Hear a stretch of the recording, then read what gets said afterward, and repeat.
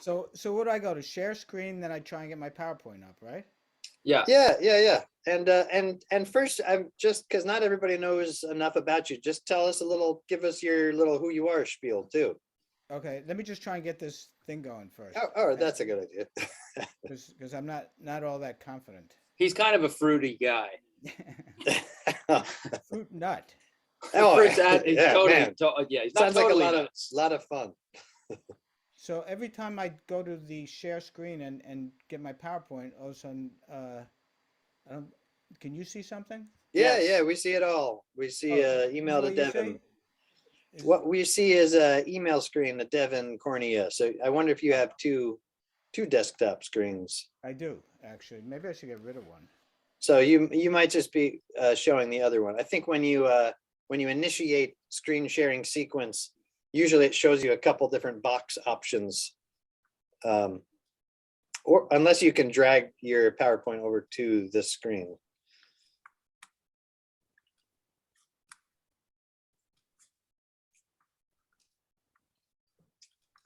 How did you guys get much snow up there in New Paltz? Are you far enough inland that this system didn't mess with you guys too much?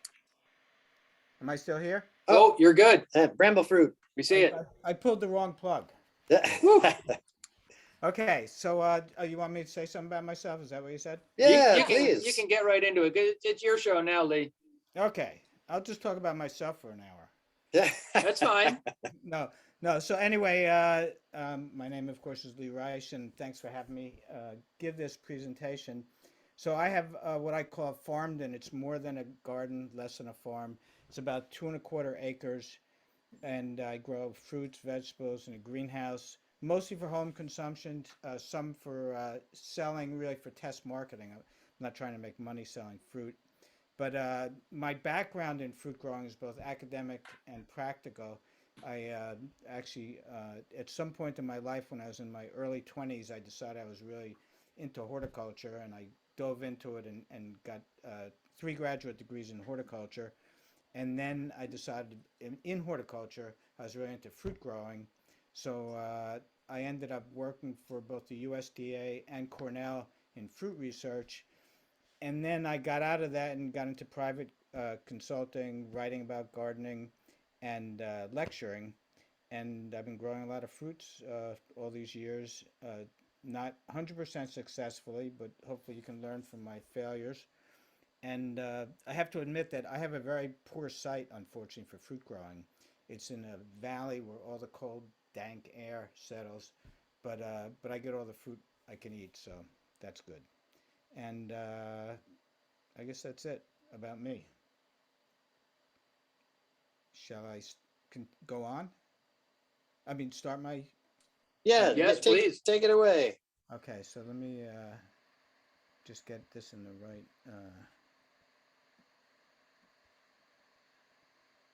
Oh, slideshow. There it is. Okay, is Hey, that good? beautiful. Yep. Full screen ahead. Okay. I'll make the jokes. No. Okay, so I'm going to talk about bramble fruits, and bramble fruits are all rubus species, and since I've limited time, it's not going to be everything that you need to know about bramble fruits, but I'm hoping to say enough to get anyone started, or if you're already doing it, maybe you'll get a few pointers that make you grow them better. So they're all rubus species, and I think the reasons to grow them, first of all, they're relatively easy to grow. I mean, I also grow apples and plums and things like that, which I consider to be relatively hard to grow, mostly because of pest problems. But bramble fruits, you can bypass a lot of the pest problems, and they're generally easy to prune. Also, there's a certain art and science in pruning a lot of the tree fruits. With bramble fruits, it's basically a no-brainer. You just follow the recipe. And second reason to grow them is because they're very flavorful, and this is whether you're growing them for yourself or for market.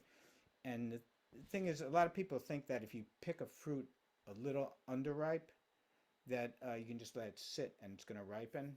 Well, bramble fruits are one of many, many fruits that do not ripen at all once they're picked. and so they have to be dead ripe when you pick them, and that's when they taste really good. Hey, Lee, I'm sorry to interrupt. I'm gonna actually walk you through how to boost up your microphone sensitivity. Unless Okay, do you know how to do that already, or yeah, just in my system preferences.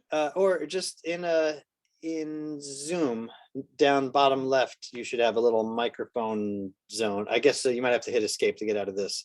Sorry to derail you, but just everyone's like, we can't hear him loud enough. Yeah. So go to your Zoom window, Okay, and then bottom left. I think I have to. I think I have to stop the share and start it to get to that window. It'll be worth it. Just because I've got my volume cranked all the way up to hear you, and I think other people are also having that. Actually, that didn't do it. Oh, stop share. There we go. There you Okay. go. Yeah, down the bottom left, a little microphone, and then there's an arrow next to it. Yep. Audio settings. Select the microphone, select the speaker, test And speaker. instead Audio of- settings. Yep. Yeah, instead of automatically adjust, if you click that off, you should be able to slide that slider, and we'll tell you if we get a little boost. Oh, right. It was at the very lowest. Yeah, there you go. So slide it up a little bit. How's that? Whoa, Oh, much better. yeah. You want more? Let's see, a little bit more. How's everybody sound good? Testing 1, 2, 3. A little couple more clicks. Bramble Rubus.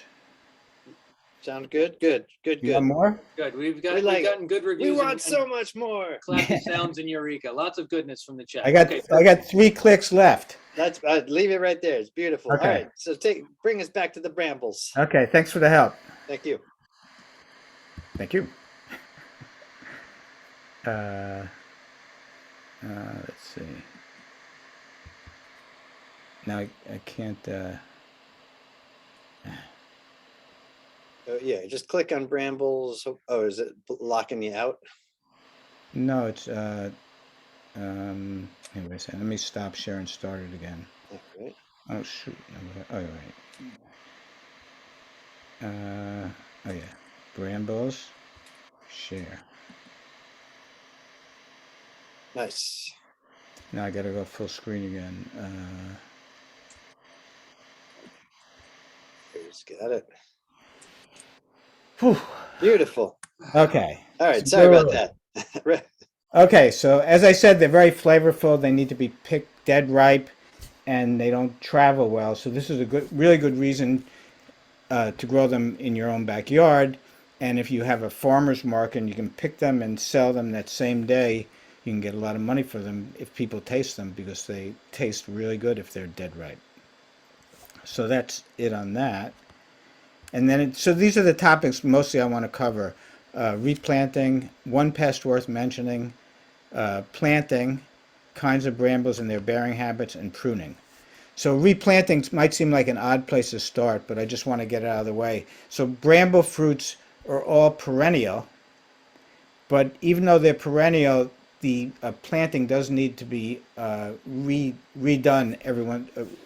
Dug up and a new planting put in periodically, on average maybe every 10 years. And the reason for that is because over time, brambles pick up a lot of pest problems. Some of them might be virus diseases that aren't all that noticeable and might be slow but steady decrease in yield.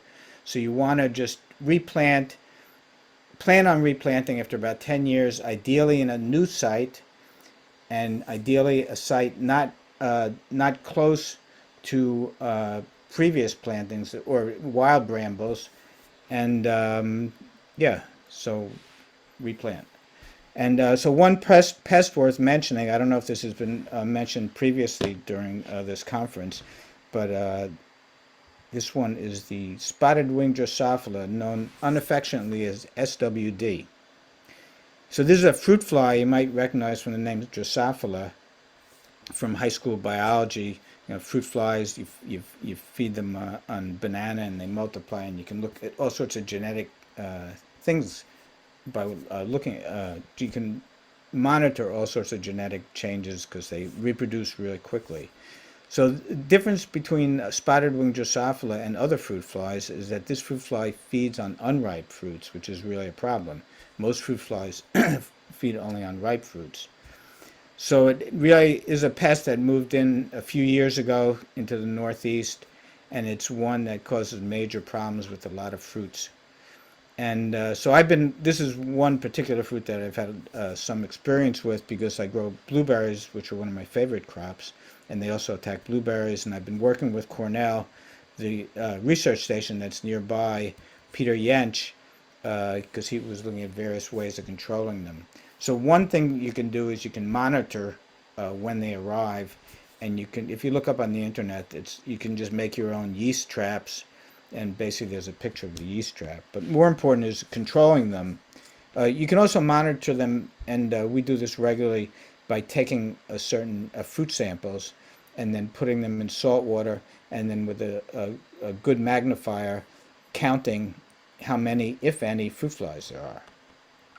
Spider-winged Drosophila fruit flies. So here's some ways of controlling them.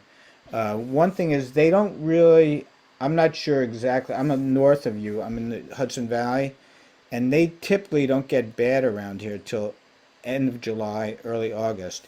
So if you plant something that ripens before then, you can avoid a lot of the problems. Second thing, you can kill the larvae with refrigeration. So if you harvest regularly, I mean like daily during the harvest season, and you refrigerate them for 3 days, the larvae will be in there, but they'll be dead, and hopefully nobody will notice it. Just don't look when you eat. With Peter Jensch from Cornell that I mentioned, he developed some traps, attract and kill traps. These are traps shown on the right there that you can hang in the branches of or hang near the plants, and they basically have a raspberry-based attractant and with boric acid mixed in.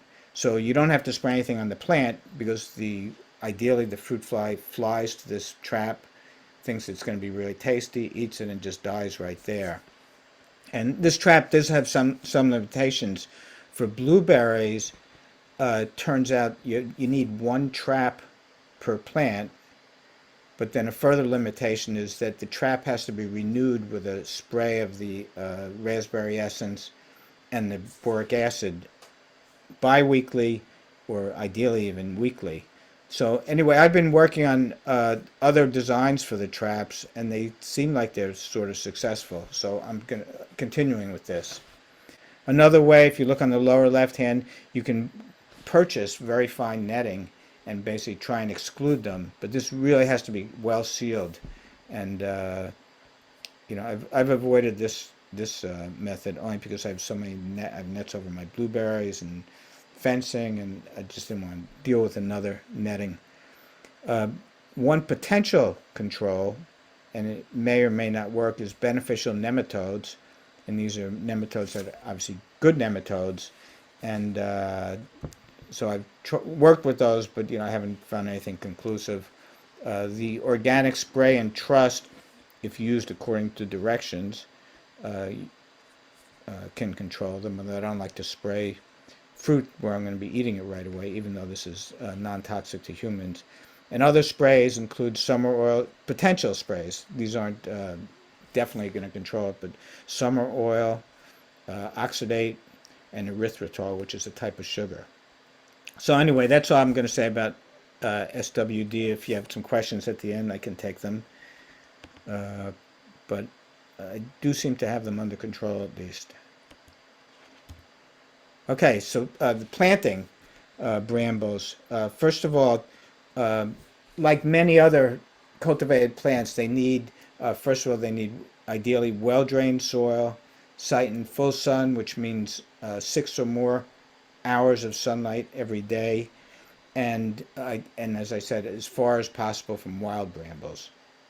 As far as the planting systems, you can either plant them in a hedgerow system, which is just like a continuous row, and the row would be foot wide by as long as you want to make it, and it's really important to keep it from getting too wide, because this helps promote air circulation. People often say they're going down to their bramble patch to pick some brambles, and a bramble patch sounds very bucolic, but for me it conjures up like this thorny mess with berries that are really hard to get at, and you come out all bloody, and even the brambles aren't doing that well because there's a lot of disease problems that can when they're all crowded together. So that's one way, a hedgerow system. The other way is a spaced plant or hill system. So a hill system does not mean a mound, it just means stations of plants. And the spacing between the clumps depends on the plant vigor. So for instance, erect blackberries, which I'll talk about a little later, you put them 2 to 3 feet apart in the row. Semi-erect blackberries, which are more spreading, you put 6 to 8 feet in a row. Okay, types of brambles and how they bear their fruits. So all cultivated brambles have perennial roots. That means the roots live years and years and years, as I said, but they still need to be replanted just because they pick up diseases, but they potentially can just go on and on and on for years. And they have biennial canes, and that means a cane in most brambles grows 1 year, and that's called a primocane because it's the first year that it's growing. The second year it's called a floricane because in most brambles the second year that cane fruits and then it dies. So they're biennial canes, grow 1 year, second year it fruits, and then it dies. But at any rate, the canes die after the second year.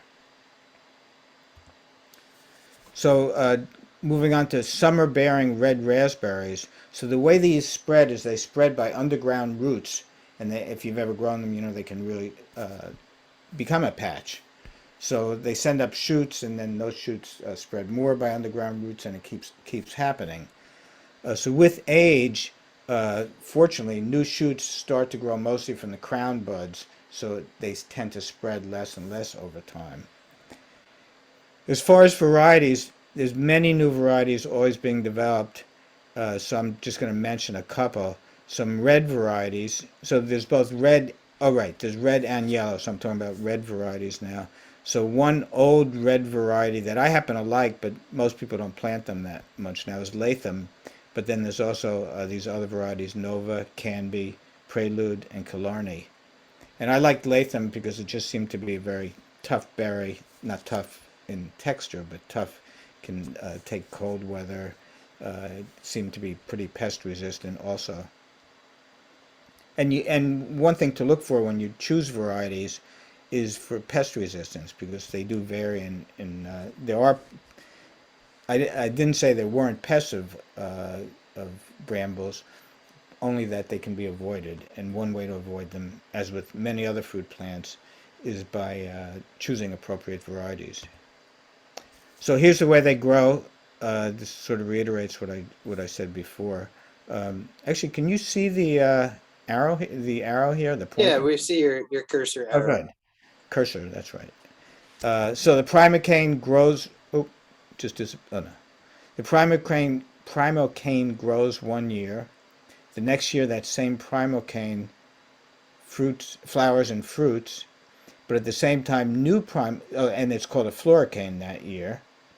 But new primocanes are coming up, so it's not like you don't get fruit every other year, and so you get annual production then, because this primocane will fruit the next year.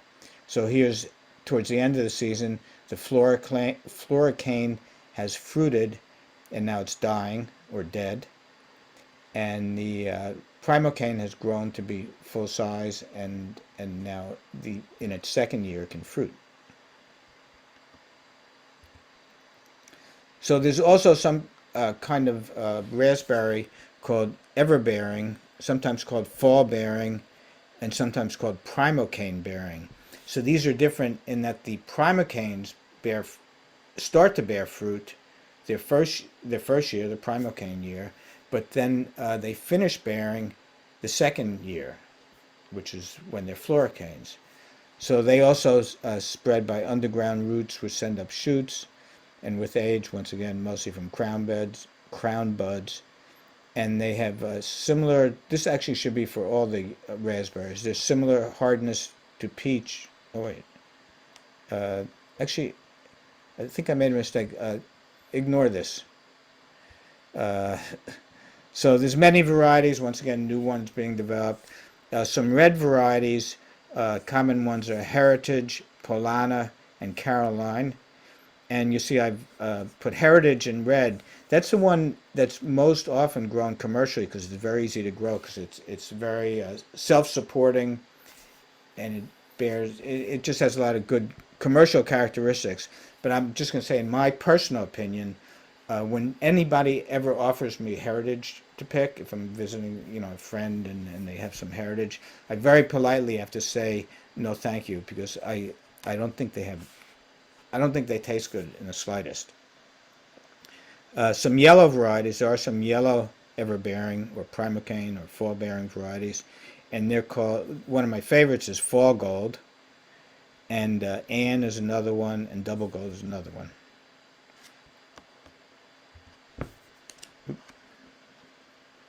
Oh yeah. So here's the way the everbearers bear. New growth begins in the spring. That same season, while they're still primocanes, they start to fruit at the top. They start to fruit at the end of the new growth, and fruiting continues down the stem.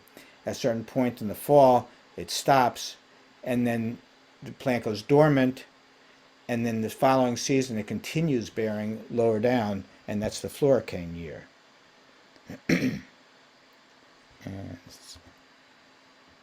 So this basically shows the same thing. So here's the primocane bearing its first year.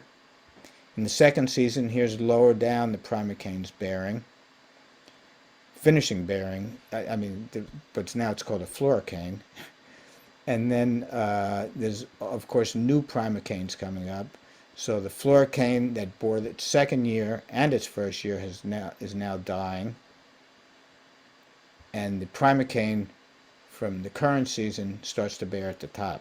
So they're called everbearing, but basically they're two crops per season, a summer crop and a late summer or fall crop. Although with a lot of them, by the time the second year crop is finishing up, the primocane crop is starting, so it almost is everbearing.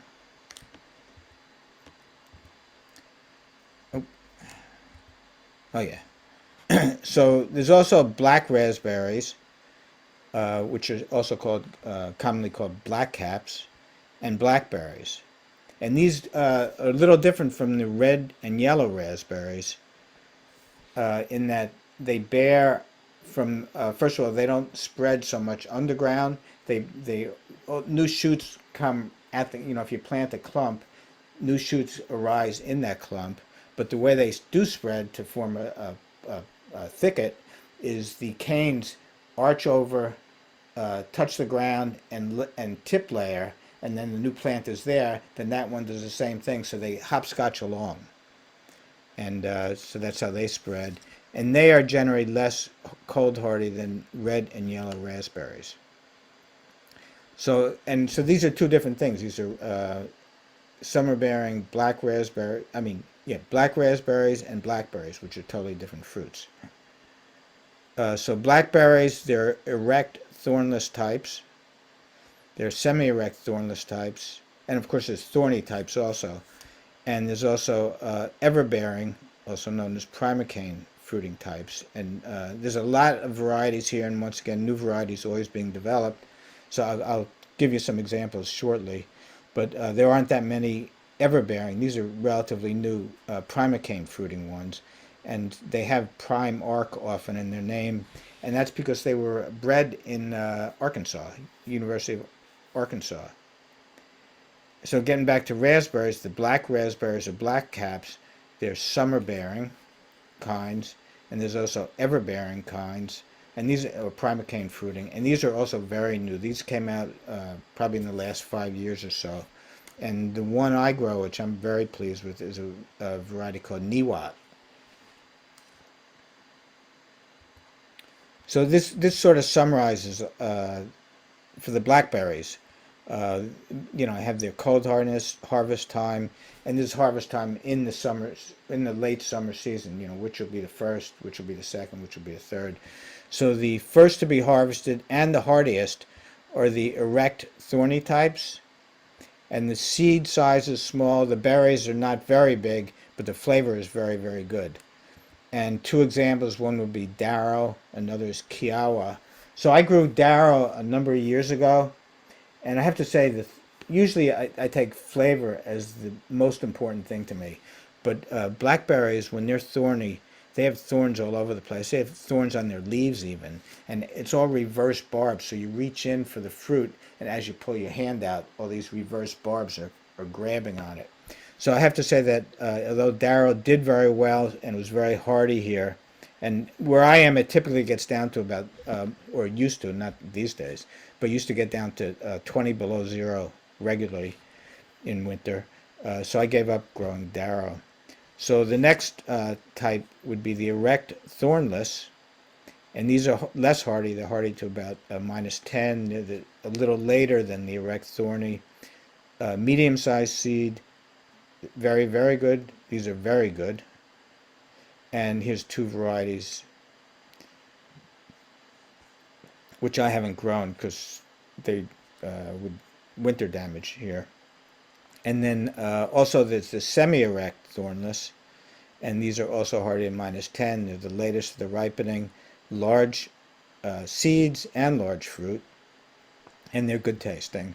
And I have grown Chester, and basically it had too much winter damage for me where I am, so I gave up growing it. Also, it ripens, very late in the summer season, and uh, and you really have to pick blackberries when they're dead ripe or they don't taste that good.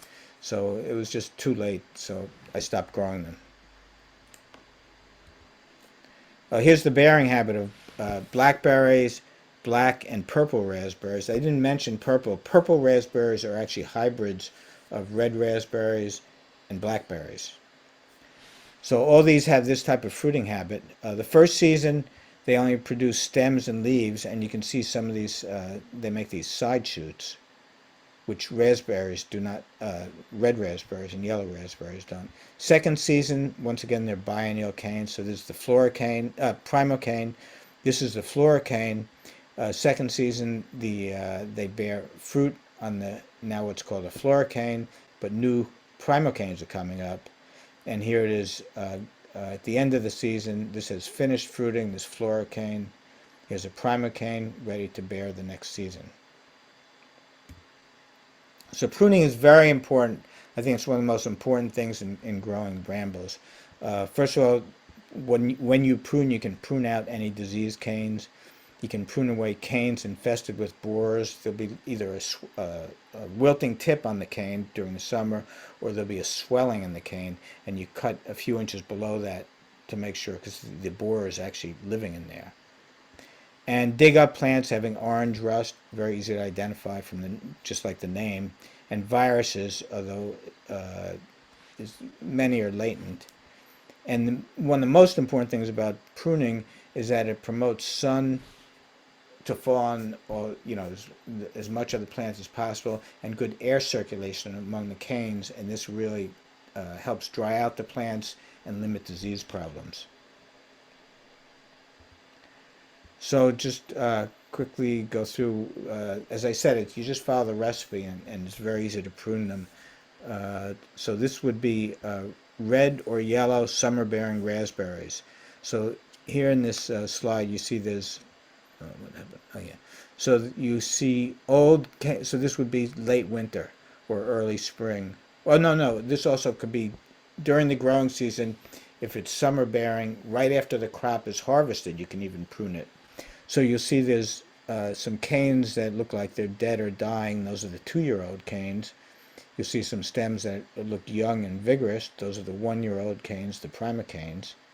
And you first thing you do is you just cut right down to the ground every floricane that's borne fruit. And there we have it there. So these are all primocanes now. So these could all bear fruit, but there's too many of them, and they'll be too crowded. So what you do is you thin out the excess 1-year-old canes, leaving maybe 3 to 5 canes per linear foot. I mean, you might have a clump of a few, and then further on another clump, but you want to thin them out pretty well. And once again, you always cut everything to the ground level, and and save always the most vigorous, healthy canes, the thickest ones, and the ones that have grown the most. And then the third step is somewhat optional. It depends on if it's trellised and how it's trellised. You might want to shorten all the remaining canes just that they don't flop around too much. So fall bearing, or primocane or ever bearing raspberries, so they make new growth in spring, fruit at the top of the new growth, and the easiest way to prune them, and this is why a lot of commercial growers like growing heritage or other everbearing, because they're very easy to prune, and then you just cut the whole thing down to the ground every year. You get new growth in spring, fruits that same year, cut it down, and this also avoids, cuts back on disease problems, and obviously you're not going to get winter kill if there's no canes to winter kill. So that's one way. Of course, if you do that, you don't get the late summer or fall crop. You just get the summer crop. So if you want,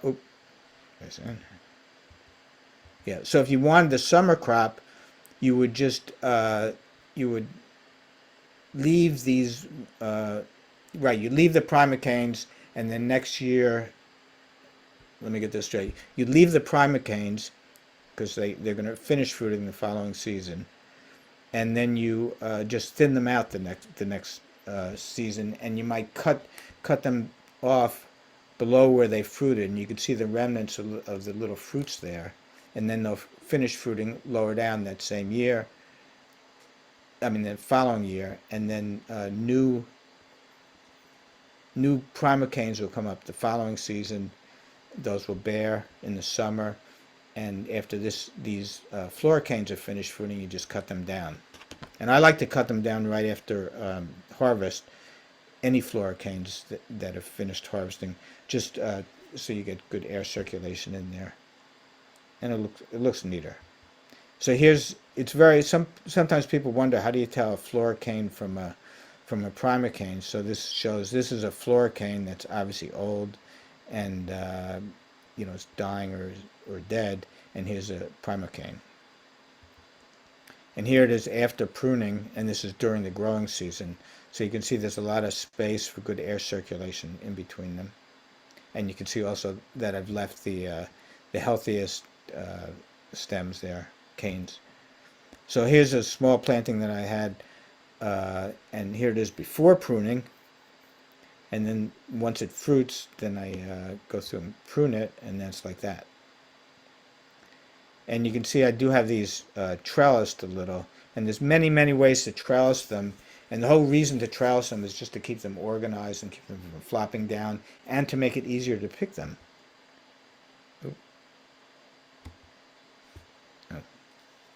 Oh yeah.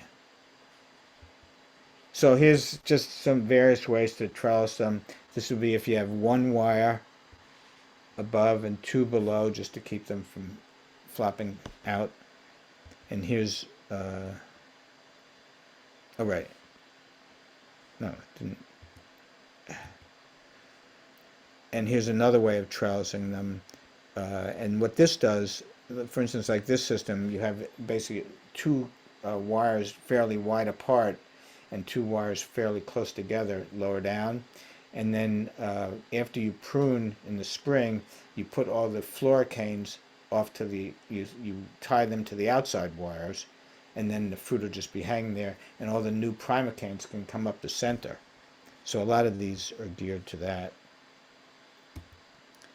And then here's one time I was just using the system where instead of even cutting back the floricanes at all, before these are the ones that are going to fruit this season, I just wove them into the top wire, and that worked quite well. So blackberries, pruning blackberries and black raspberries. These are blackberries. That's Chester.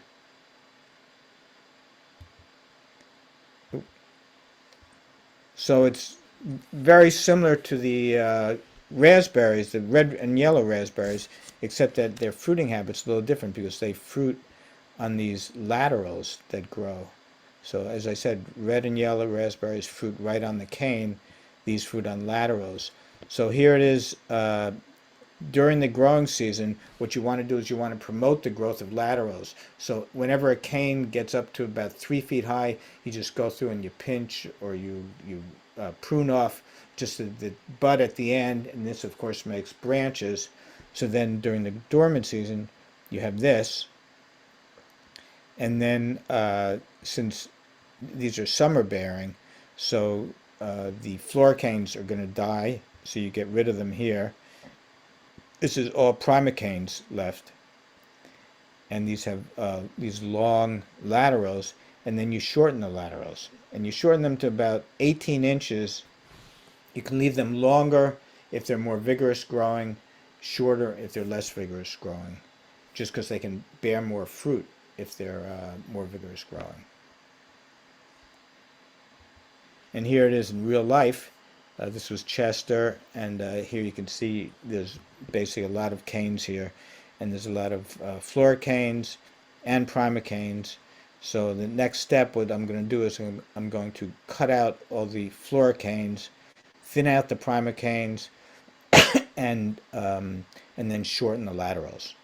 So that's basically it. Cut out floricanes right to ground level, thin out primocanes right to ground level, saving the healthiest ones, and shorten the laterals. And there it is after pruning.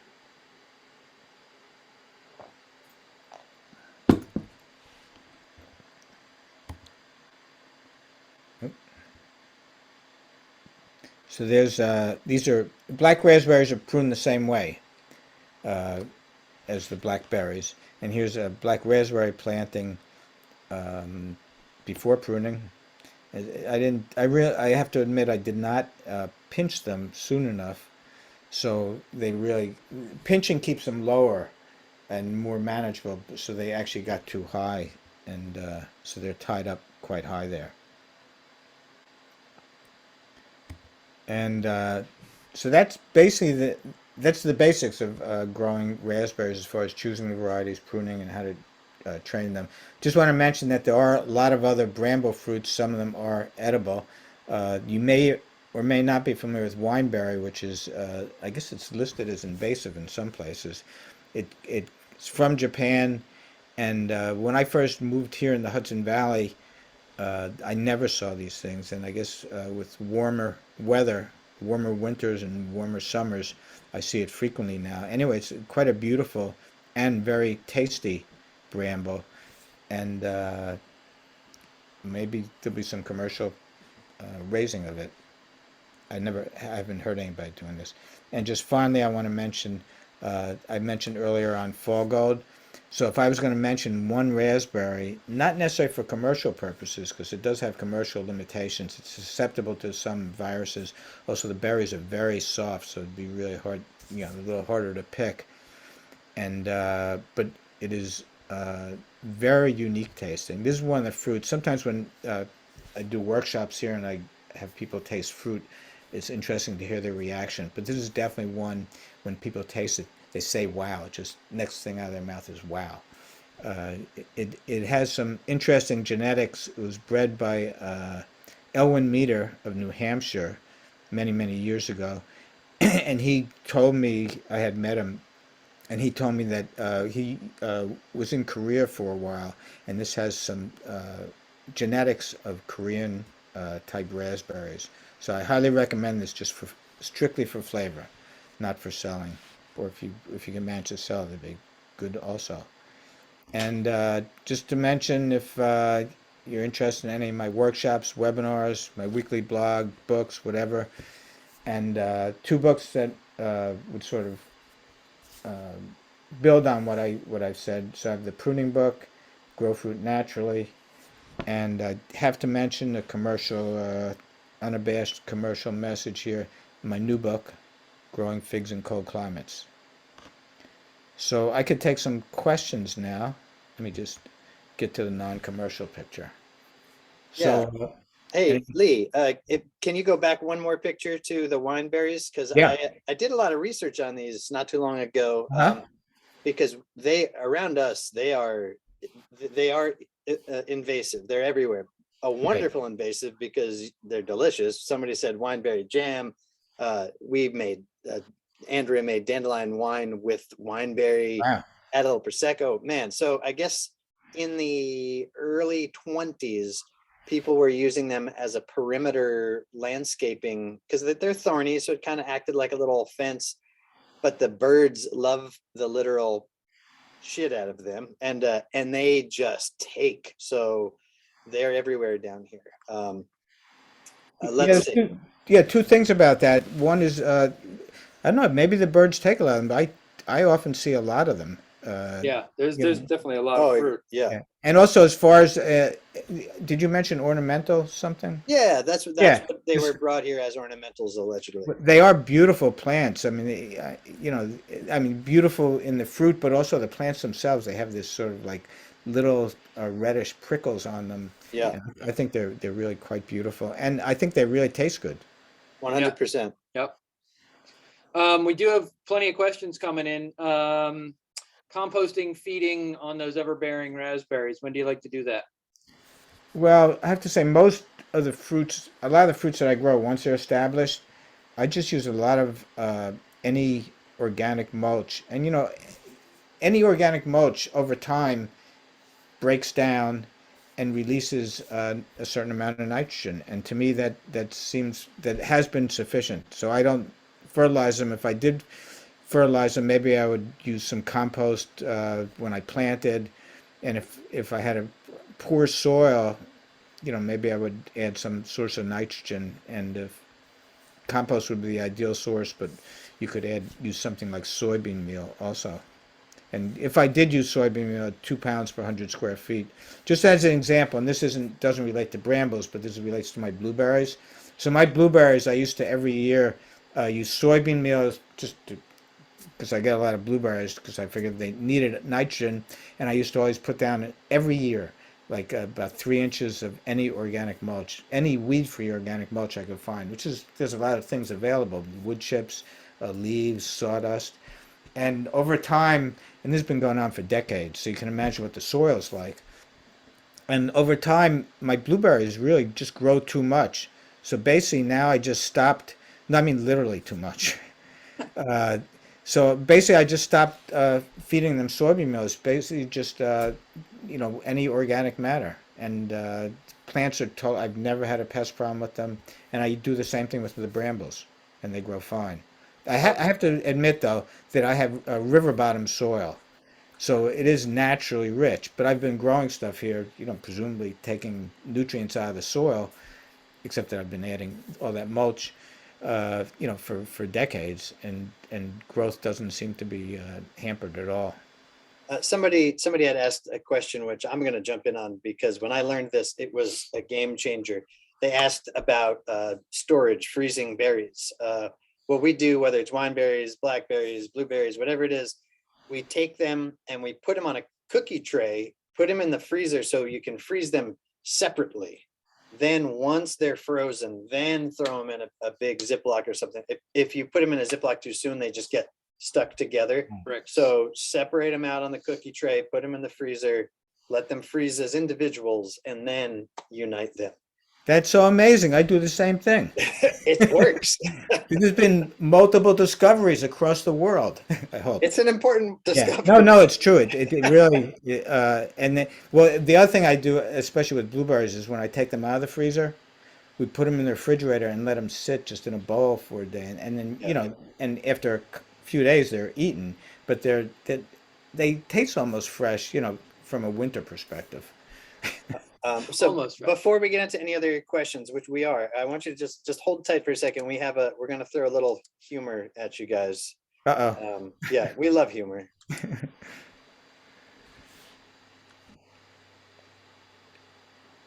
Should we try the lemon meringue? No, the guys at Pie Curious were right. Once you go blackberry.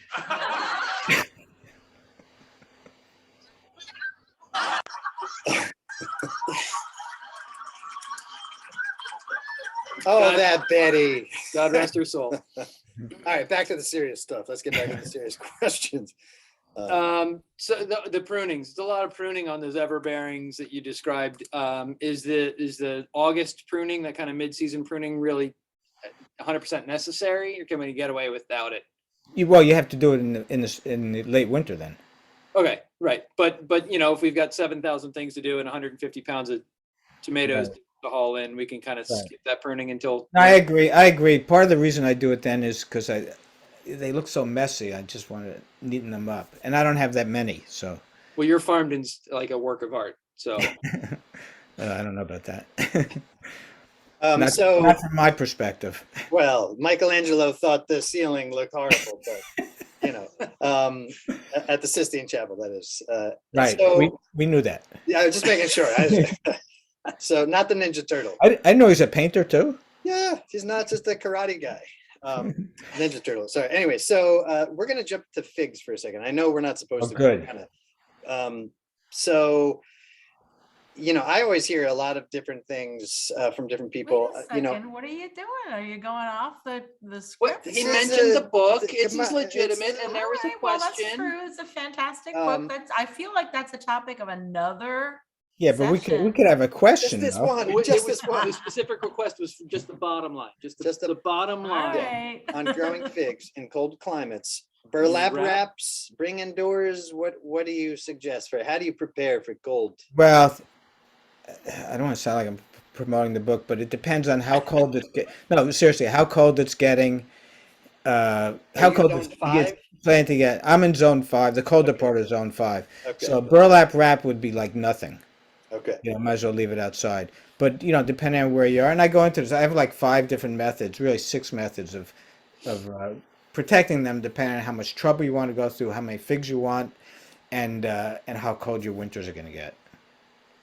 Okay. All right. Well, we'll save that because I have a feeling that Yeah, might be something. we I'll go do. back- I would gladly do a whole workshop on. I will gladly eat a whole fig tree. Okay, so lots of people had lots of stuff that we all have different favorite flavors. Are the worms we see in raspberries here in central Jersey in June the SWD larvae? They could be, but I doubt it. They're usually not that prominent in June. I mean, we're 6B7, so I don't know. I guess it's possible. Yeah. Okay. I mean, what I would do is, if you look on the internet, there's ways to look at the, that saltwater Oh, the analysis. thing I said, Yeah, and you can that's- look at. There are certain. They have a certain morphology, and if you look on the internet, it'll show what the different morphology of that particular worm, and then you can figure it out if that's what it is. Is it ever too cold to prune, or can we be out pruning now? I have to say, in my pruning book, I've read so many places don't prune till after the coldest part of winter. And then I was talking to somebody, Dave Jackson, who's grows kiwis, commercially and very successfully. And he said he just prunes, in the fall as soon as the leaves fall. So I started doing that. I have not seen any damage from doing that. So the recommendation is to wait till after the coldest part of winter.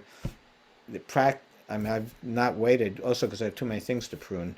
And usually if I'm going to prune, I prune the things either I like the least or that are most cold hardy, like gooseberries, which I happen to like, but they're super cold hardy. I would prune those, in the late fall. Cool.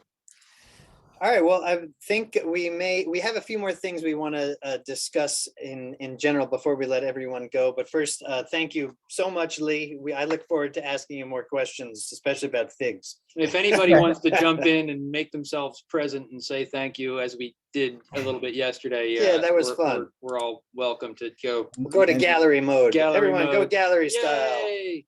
Um, And And, thanks for having me. yeah, Thank you, Lee. thanks for Thank Thank you, Lee. sharing you. yourself with us.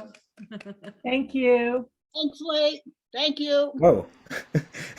They're everywhere. I'm trying to see who's saying that. Yeah, so if you go to gallery, get Brady Bunch view. It was Janet from Rhode Island. Oh, Yeah. So I'd like to invite everybody while we're here in the gallery mode, hit us up in the chat with any comments about the conference, how you felt, where we can do better. I know Tony's not as funny as he could be. But What worked, what didn't what work? worked, what didn't, let us know. We're not going to make you fill out all of those survey forms like we used to have to do at conferences all the time. But the feedback really helps. We appreciate it. And hopefully next year we won't be virtual. Hopefully next year we'll be again, we'll all be together again. Now virtual obviously has its benefits because we see lots of faces we don't normally get to see, people tuning in from far away. But I'm sure we'll continue to hybrid and stay connected. Devin, where are you? There he is. Devin, I'm gonna spotlight you for a minute, all right? Spotlight me. I'm trying to stay awake. My brain feels like it just ran 3 marathons. It did.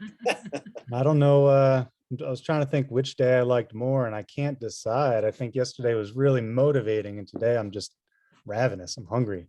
Looking at all that good food, all that tree fruit and nuts. And I just want to say thank you to everybody who joined in, everybody who supported, all of our sponsors, everyone who's continuing to throw in resources into the chat. Johan, I guess in the spare time he probably doesn't have with the kid in the business, made a PDF of all the recommended nurseries. So our community keeps on giving, and that's the one thing that I find the most amazing. Thank you, Scott, Tony. You guys did an amazing job. You had me cracking up with all the videos and the little jokes in between here and there. Tonight, I'm going to do my best to make everything available on the website. So all the handouts, everything is on YouTube, I believe already, and we'll be sharing that link.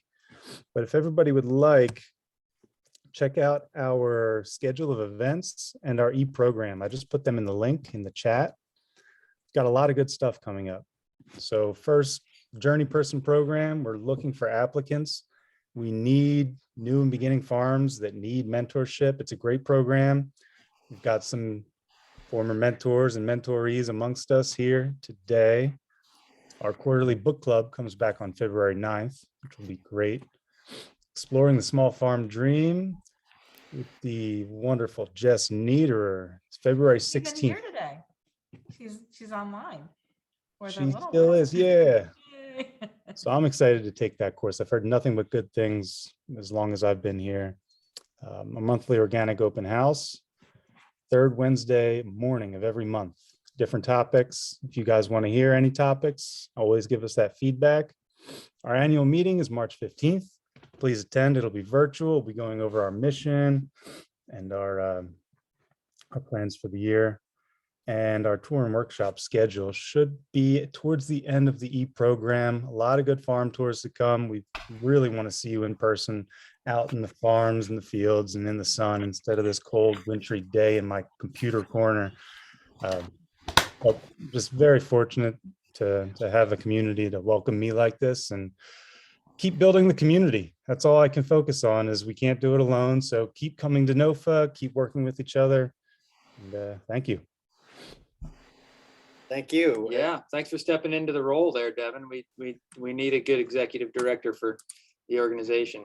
Looking Right. forward to it. My feet are flying as fast as I can, and I'm almost stumbling, but Nagisa's propping me up. So I'm really thankful for There's that. plenty of folks around to catch it. Don't worry. And Oh, yeah. before we go, Nagisa, I know you'll never really leave us all the way, I hope, but thank you so much. You have done so much for all of us, for me, for NOFA, and we thank you incredibly. Your And- leadership has been incredible and inspirational. And all of us here in the community, thank you for it. Take a Yeah. day off. Yay! Yeah. Woo! Yeah, turn on those microphones. Give her a Yeah. shout. Woo! Thanks, Nagisa. Nagisa, thank you. We'll miss you. Thank you so much, Nagisa. I'd even offer a toast. Oh. Now that's wrong. What is that? We ran out of Basil Hayden. It's not Greek, so. All right. All right, thank you, everyone. We'll Very see good. you online. Go check, all the stuff will be on YouTube. It'll be on the website. A part of what we're doing here is creating content that we can leave online for the generations to come. Some of this is information that has been shared for generations. It really hasn't evolved too much. It's the earth. It's slow in some ways and fast in others. Now this YouTube may eventually become an 8-track in the metaphorical speaking, but hopefully we've got some time. What are 8-tracks? I don't know. Anyway, thank you everyone so much and have a wonderful rest of your snowy weekend and work weekend until we eat food together again. As the end of the conference tends to be a place for socialization, I know last year we did leave things open kind of in gallery view for folks to hang out for a few extra minutes. Unless anybody has objections, I think we can probably leave the meeting open for a few more